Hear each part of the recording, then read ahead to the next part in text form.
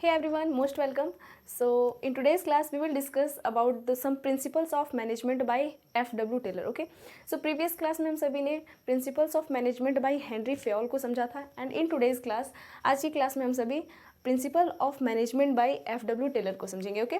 सो सबसे पहले heading note कर लो आप सभी एंड कॉपी पेन अपने साथ लेकर बैठना. जो भी बात मैं बोल रही हूँ उसे नोट डाउन करते जाना. दैट्स सो दैट कि आपको ये चैप्टर बहुत ही अच्छे से समझ में आ जाए. ओके. सो ये हमारा चैप्टर है. चैप्टर में हमारा जो ये टॉपिक है principles of management by F.W. Taylor. Okay.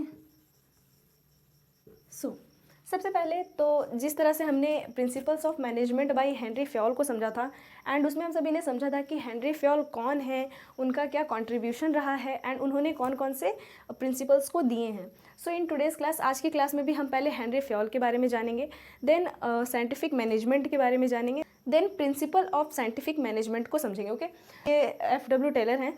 तो मैंने पिछले क्लास में आपको बताया था कि Henry Fayol is father of management. Henry Fayol को फादर ऑफ मैनेजमेंट बोला जाता है एंड फादर ऑफ मैनेजमेंट भी आप हेनरी फ्योल को बोलते हो and father of general management भी हेनरी फ्योल को बोला जाता है. ओके. इट मीन्स दैट अगर आप हिंदी में बोलो, जो भी हिंदी बोर्ड वाले हैं जो भी हिंदी में लिखते हैं वो लिखेंगे इसे प्रबंध के पारंपरिक सिद्धांत के पिता कौन है, तो वो हेनरी फ्योल हैं. ठीक है.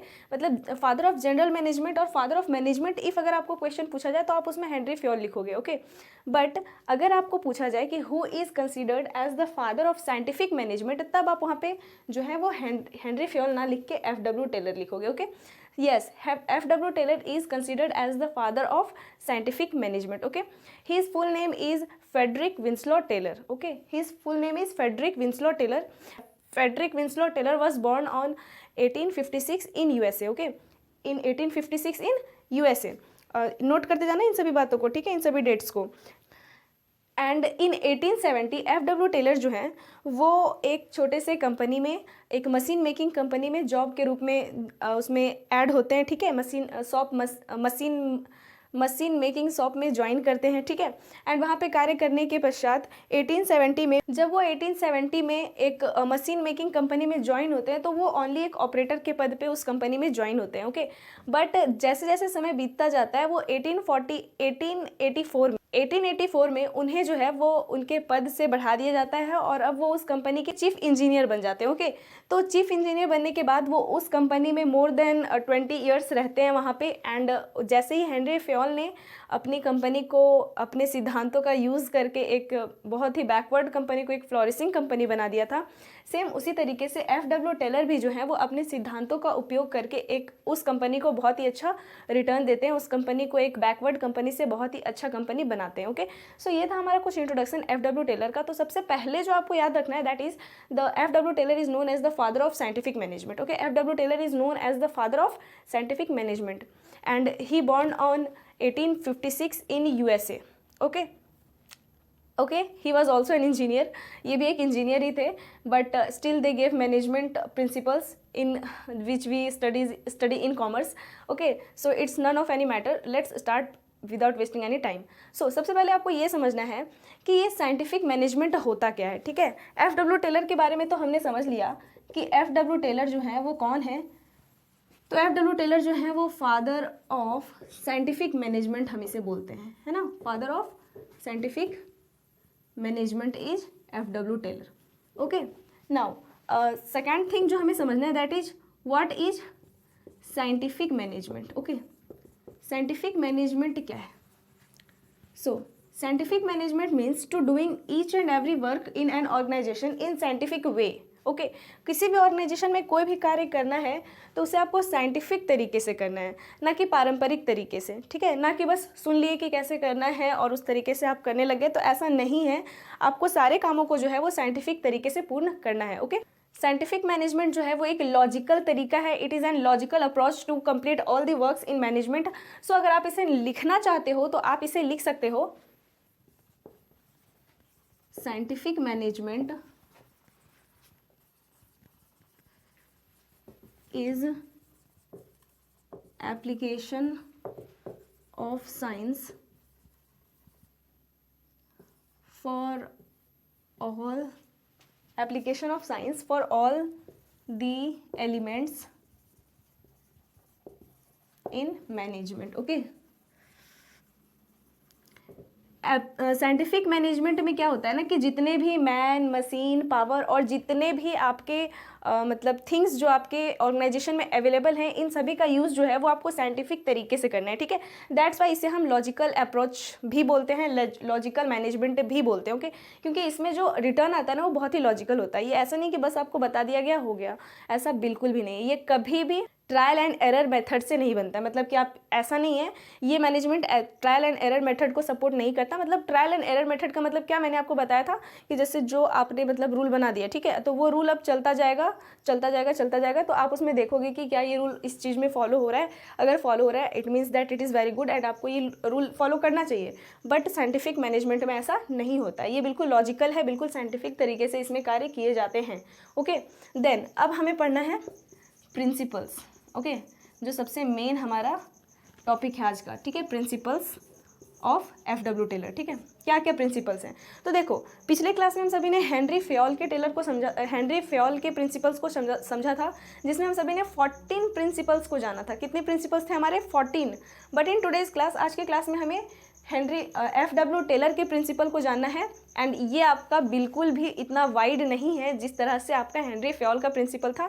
These are only 4 principles. ठीक है, ये कितने प्रिंसिपल्स हैं? Only 4। Today we will learn only 4 principles of F W. Taylor. F W. Taylor के केवल 4 प्रिंसिपल को समझेंगे एंड ये चारों बहुत ही ईजी हैं, बहुत ही अच्छे से आप सभी को समझ में आ जाएंगे। सो ये कौन कौन से प्रिंसिपल हैं? तो जो सबसे पहला प्रिंसिपल है that is science not the rule of thumb. Okay,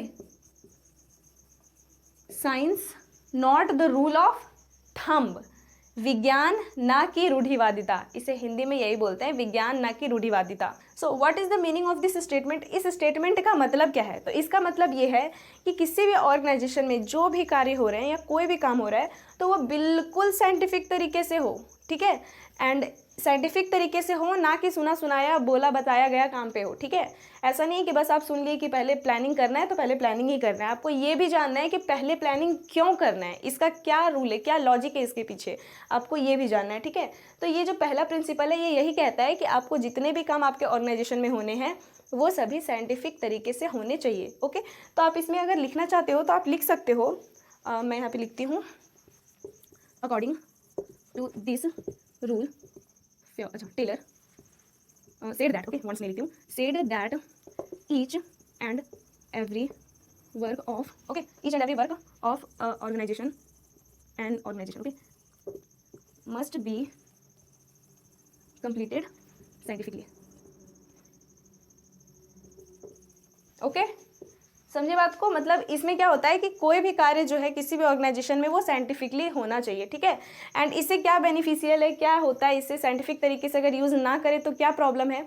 तो देखो इसमें क्या है कि this increases efficiency of an organization through work and not with the rule of thumb. Okay, आप इसमें एक लाइन और ऐड कर सकते हो कि दिस इंक्रीजेज, ये हो गया, this increases efficiency of organization through work not with the rule of thumb. मतलब इसमें क्या है कि आपका जो वर्कर का जो इफिशियंसी है या जो आपके काम का जो इफिशियंसी है, काम जो है वो आपका समय पे पूरा होगा एंड कम समय में पूरा होगा। ठीक है, ये नहीं, ये ऐसा नहीं है कि बस आपका जो काम है वो बस अंगूठा छाप तरीके से कर दिया, मतलब सुन लिया और कर दिया, ऐसा बिल्कुल भी नहीं है। ओके, तो ये पहला था। आप इसमें एक लाइन और जोड़ सकते हो that this will save time and energy. ठीक है, as well this will save time, लिख ही देती हूँ, this will save time and energy. Okay, आप इसे अच्छे से लिखना।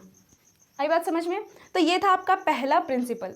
जो सेकेंड प्रिंसिपल है ना that is harmony not Discord. Okay, harmony not Discord. तो इसका मतलब क्या है भाई? तो इसमें क्या होता है ना कि टेलर को ऐसा लगता है कि जितने भी वर्कर्स हैं ठीक है। ऑर्गेनाइजेशन में जितने भी वर्कर्स हैं, मैनेजमेंट्स हैं, उन सभी के बीच में जो है ना वो तालमेल होना चाहिए, समन्वय होना चाहिए, उन सभी को एक दूसरे का इम्पोर्टेंस पता होना चाहिए। अगर उनके बीच में डिस्प्यूट होंगे तो वो ऑर्गेनाइजेशन के लिए बिल्कुल ही गलत है, वो ऑर्गेनाइजेशन के लिए बिल्कुल भी सही नहीं है। ओके, सो इसमें आप लिख सकते हो कि Taylor believed that relationship between all okay workers and management should be cordial and harmonious okay मतलब जितना उनके बीच में कोई भी मतलब उनके बीच का जो रिलेशन है वो बिल्कुल सही होना चाहिए, उनको एक दूसरे का इंपॉर्टेंस पता होना चाहिए। Okay, they must understand importance of each other, ठीक है, ये भी लिख लो, they must understand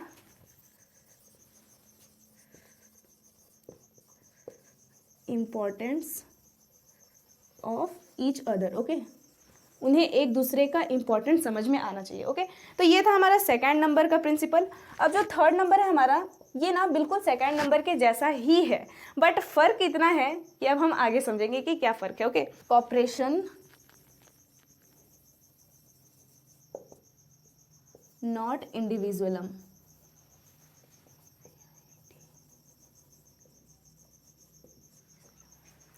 corporation not individualism, इसका मतलब क्या है? इसका मतलब ये है कि ऑर्गेनाइजेशन में सभी लोग के प्रति ना कॉपरेशन होना चाहिए, एक दूसरे को सपोर्ट करें। ये बिल्कुल हार्मोनी नॉट डिस्कॉर्ड के जैसा ही है, बट डिफरेंस इतना है कि हार्मोनी नॉट डिस्कॉर्ड में टेलर ये बिलीव कर रहे थे कि उनके बीच का रिलेशनशिप जो है वो अच्छा हो, ठीक है, उनके बीच का रिलेशनशिप जो है वो तालमेल हो उन सभी के बीच में। मतलब यहाँ पे जो चेंज लाना है हार्मोनी नॉट डिस्कॉर्ड में, ये माइंड में चेंज लाना है। मतलब वो एक दूसरे के प्रति मतलब मतभेद ना रखें, वो एक दूसरे को सपोर्ट करें, एक दूसरे के विचारों का सम्मान करें। तो ये था हार्मोनी नॉट डिस्कॉर्ड में। लेकिन यहाँ पे कॉपरेशन नॉट इंडिविजुअलम का मतलब है कि यहाँ पे जो है ना मतलब म्यूचुअल रिलेशनशिप होना चाहिए, मतलब दोनों साइड से कार्य होना चाहिए, मिल बांट के काम करना। यहाँ पे माइंड में मतलब यहाँ पे लोग के अंदर फीलिंग जगाना कि वो सभी एक हैं, उन सभी को मिलजुल के काम करना है, वो है harmony not Discord. Okay, and यहाँ पे कॉपरेशन नॉट इंडिविजुअलम में वो साथ मिल के काम कर रहे हैं, ठीक है। इसमें बस एक माइंड में चेंज था, माइंड दिल दिमाग में चेंज है। ये हार्मोनी नॉट डिस्कॉर्ड मतलब होना चाहिए ऐसा, मन सबके अंदर मन की भावना है ये। एंड कॉपरेशन नॉट इंडिविजुअलम में उन्हें साथ में आके काम करना पड़ेगा, ठीक है। प्रैक्टिकली जब काम होने लगेगा वो है कॉपरेशन नॉट इंडिविजुअल, मतलब साथ में मिलके वो सभी एक दूसरे को कॉपरेट करें, कार्य करें। ओके, तो आप इसमें लिख सकते हो, और मैं यहाँ से लिखती हूँ, it believes in mutual collaboration between managers and workers. Okay, आप इसमें इसका स्टार्टिंग जो है ना वो इस तरीके से भी कर सकते हो, that it is very similar to harmony not discord but in cooperation not individualism, it is believed in mutual collaboration between managers and workers. Okay, ये एक दूसरे के प्रति म्यूचुअल रिलेशनशिप होना चाहिए, दोनों साइड से एक दूसरे को सपोर्ट मिलना चाहिए, समर्थन मिलना चाहिए कार्य में, ठीक है। एंड जो लास्ट एंड फोर्थ प्रिंसिपल जो हमें इस क्लास में समझना है वो है कि हर पर्सन को जो है ना वो उसके लास्ट कुशलता मतलब उसके इफ़िशियंसी को बढ़ाना, ठीक है, उसका विकास, ठीक है। वो कैसे होगा देखो मैं बताती हूँ। यहाँ पे जो फोर्थ नंबर है that you can write here, development of each and every person to his greatest efficiency. Okay, greatest efficiency, इसका मतलब क्या है? इसका मतलब है कि जितने भी लोग हैं उन सभी का उनकी अधिकतम कुशलता तक विकास, मतलब उनकी अधिकतम कुशलता तक विकास का क्या मतलब है?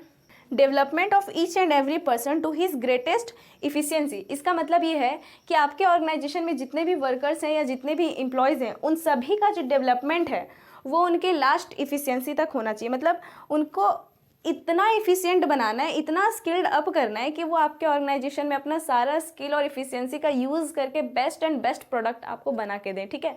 तो यहाँ पे स्पेस नहीं है कि मैं आपको लिख के बताऊँ, तो मैं आपको बोल के बता देती हूँ। आप कॉपी, आई होप कि आप कॉपी और पेन लेकर बैठे होंगे और आप लिख लेंगे, ठीक है। तो आप यहाँ पे लिख सकते हो, You can write here that according to this principle, F.W. Taylor said that all workers or all persons should have been skilled or should have been trained or developed to his greatest efficiency so that they can work properly in organization and must use their skills for more production of goods and services. Okay, and you can also write here that this implementing training, learning and best practices to the employees. So this is the scientific way to improve skill and efficiency of workers in an organization. Okay, तो आप आई hope कि आपने लिख लिया होगा and यही आपको लिखना है.